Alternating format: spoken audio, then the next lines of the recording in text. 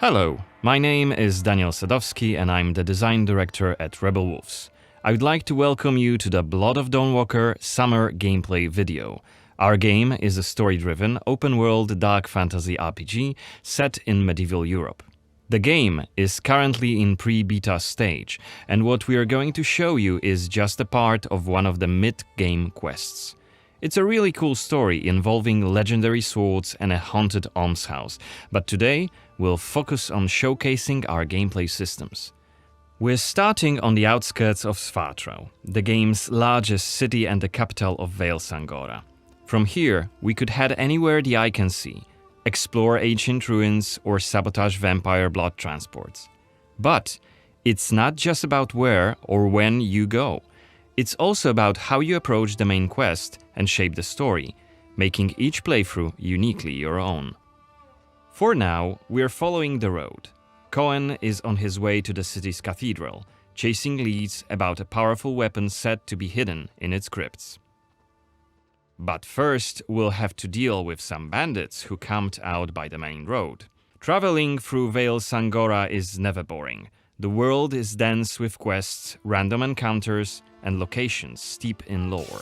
This will be a great opportunity to show you our combat system. Our goal was to make the player feel like a real swordmaster who closely observes his enemies. We'll begin this fight by using acrid dust to stun one of the enemies. Now, when you attack, you choose one of four directions: up, down, left or right, in order to hit the opponent where he's unable to parry. And similarly, when defending, you have to take note of the enemy's intent and the direction of the attack. On the left side of the screen, just above Cohen's health, you have activation charges that will be filled in with each successful attack, block and parry. Once they are full, you can use one of the active abilities which allow you to take a more tactical approach to fighting. We started the fight by throwing some acrid dust. And now let's cast Burning Blood. It's a hex which boils the enemy's blood and burns their skin, dealing physical damage over time. Alright, time to finish this fight. Let's use the final activation charge to cast the artery attack, which actually decapitated the last opponent. Our hero quickly dispatched the bandits, so let's loot a few items they've left behind and open the inventory.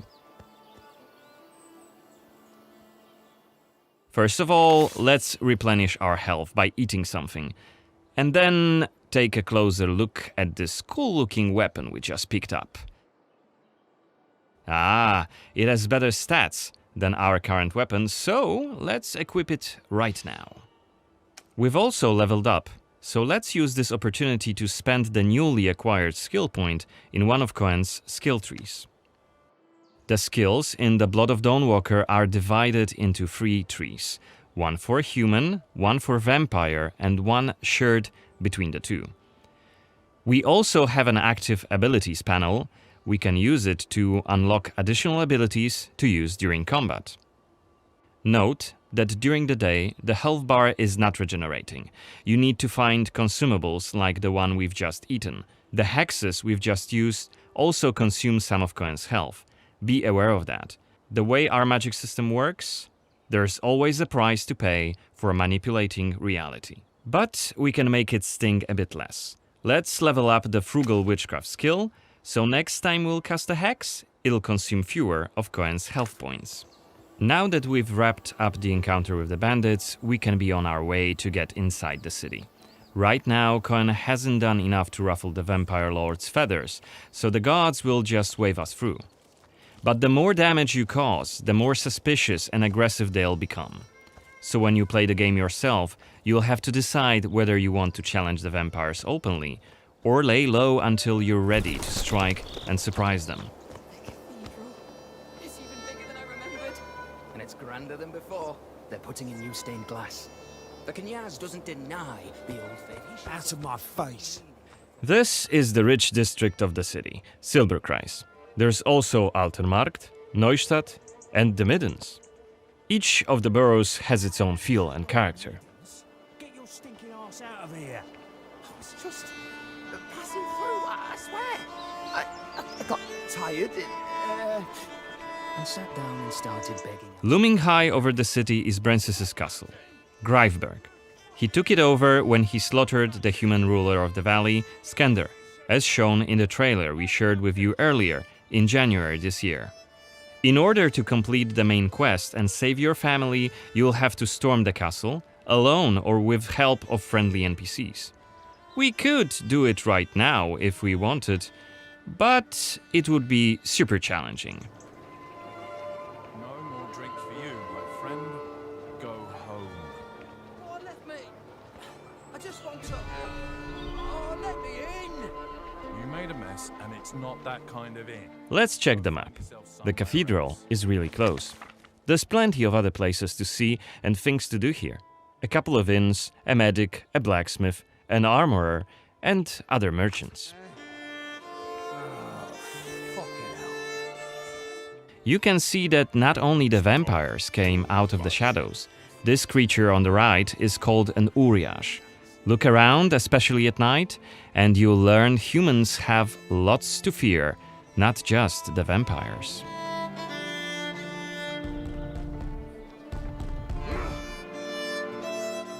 And here we can see guards pounding on some poor guy's doors.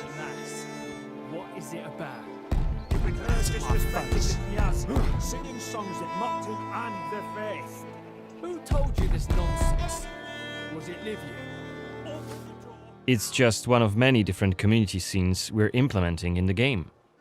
Watch them closely when you play, as they might point you to new quests and hidden treasures, or signal changes in the game's world. Once again, I humbly beg of thee. I humbly... Ouch! I don't want to say it, Mum. It's a prayer. It's what we have to say. Go on. I humbly beg of thee, protect thee and protect. Okay, we are at the cathedral gates. Again, since Cohen isn't yet wanted by the vampire regime, and it's daytime, we can simply walk inside.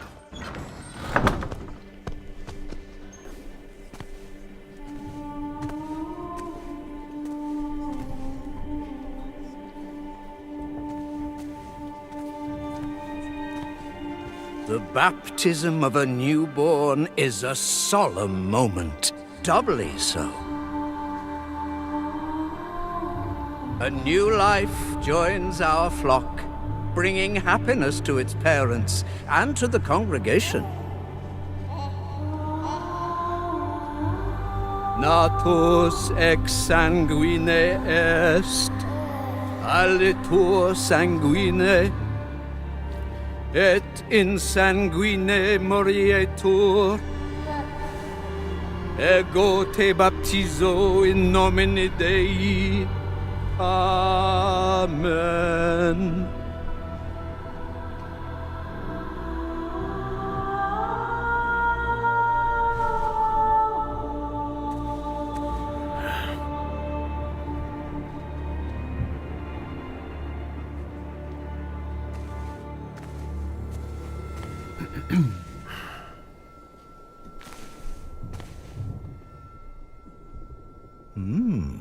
Don't I know you from somewhere, young man? Laslia, maybe? I'm sorry, but you must be mistaken. Am I? Perhaps. Perhaps. My memory isn't what it used to be. Come with me. I'll take your confession. Thank you, but I have no need for confession. Ah. So you deem your conscience clear? I wouldn't go that far. But I'm sure you're a busy man, Father. So while I appreciate the offer, I feel that my soul shouldn't be your priority. I won't press the matter. You are quite correct. I have many other duties to attend to. But please remember that in order to be saved, we all need to repent. Myself included. I hope we can speak again soon. Good day to you, Cohen?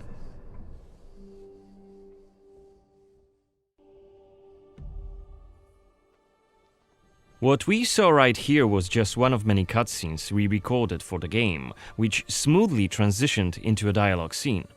We use cutscenes to highlight key scenes or showcase interesting bits of lore. Like this blood baptism.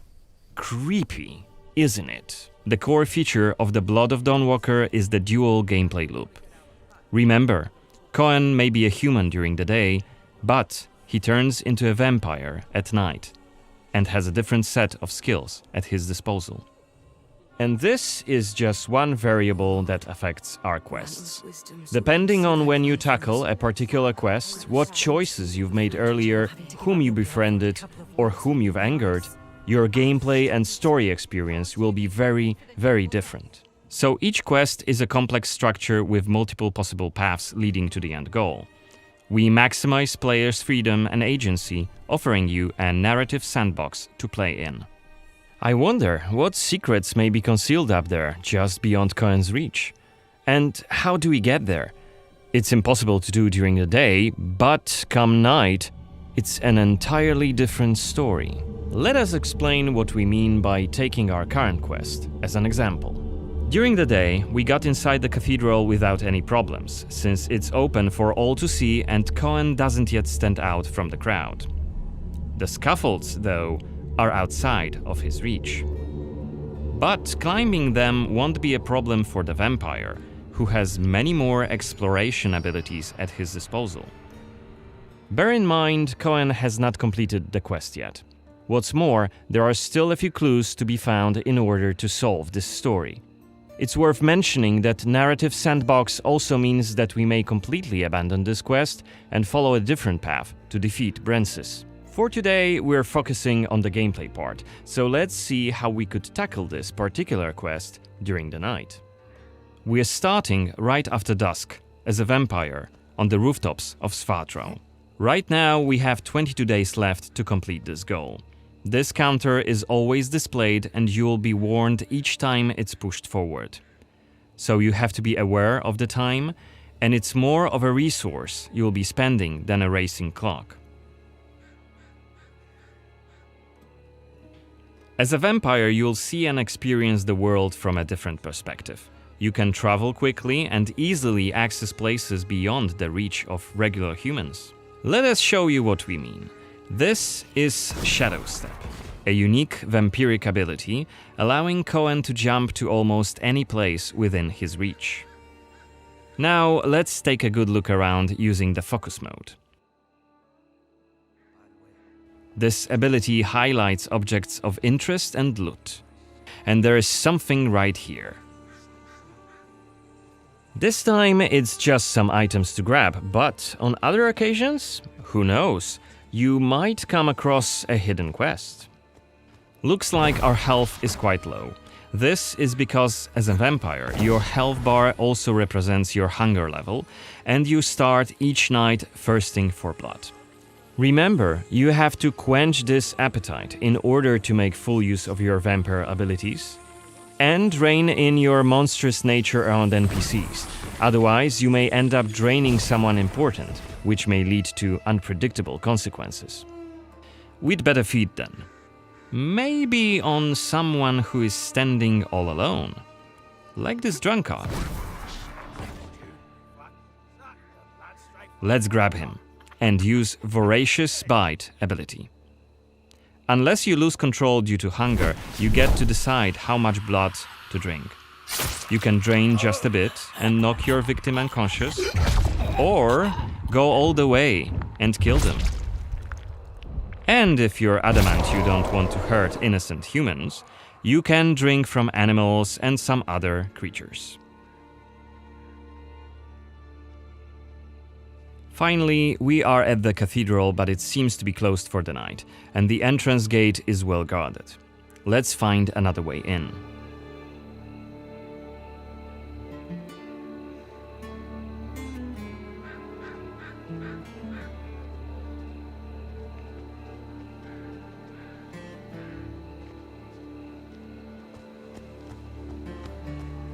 Shadow Step is not the only vampiric ability you're gonna learn during your playthrough. Cohen can also use plane shift to scale walls and even ceilings smoothly. This will allow us to explore every nook and cranny of the cathedral.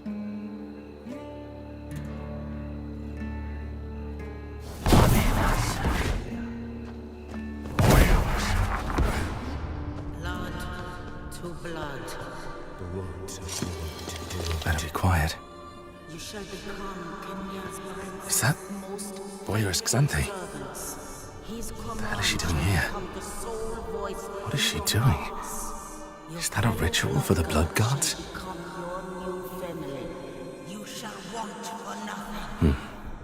They're covering up the old paintings.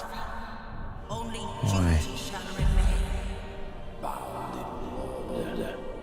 One of the workers must have left it. Seems that the cathedral complex is quite big. The main building, cloisters, inner courtyard. The entrance to the crypt could be anywhere. Won't get anything done just standing around. Still. This was a scene investigation, a mechanic we used to zoom in on and showcase key clues. This time we had a chance to learn more about the vampire's plans. Looks like they're keen to cover up the old frescoes, so that's something we could take a look at. This way we could learn more about the cathedral's past.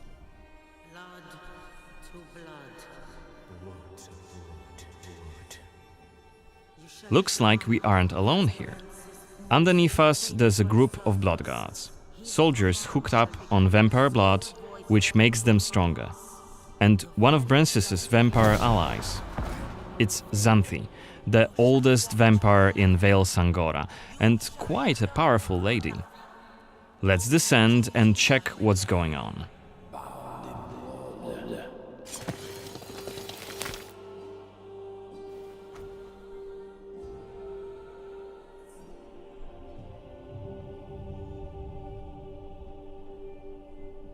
Don't think I don't see you skulking in the shadows. Come out!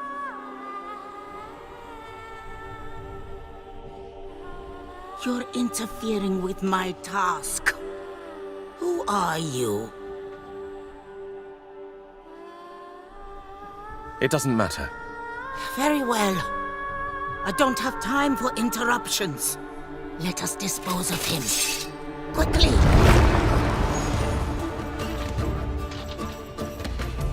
You've withstood it. Fascinating.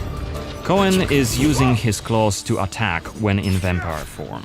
Blood guards are dual-wielding opponents. Their attacks are pretty strong. Of course, even when fighting with claws, combat is still directional. Don't worry, Cohen can still use his sword as a vampire. You haven't lived long.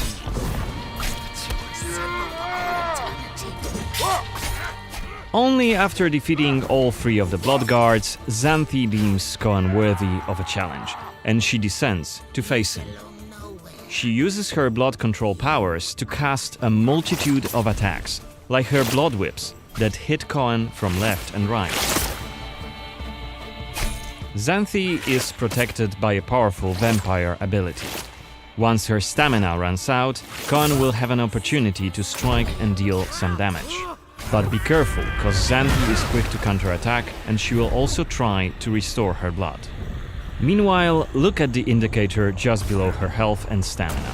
It's a timer for the boiling blood skill that you've seen in the CGI trailer.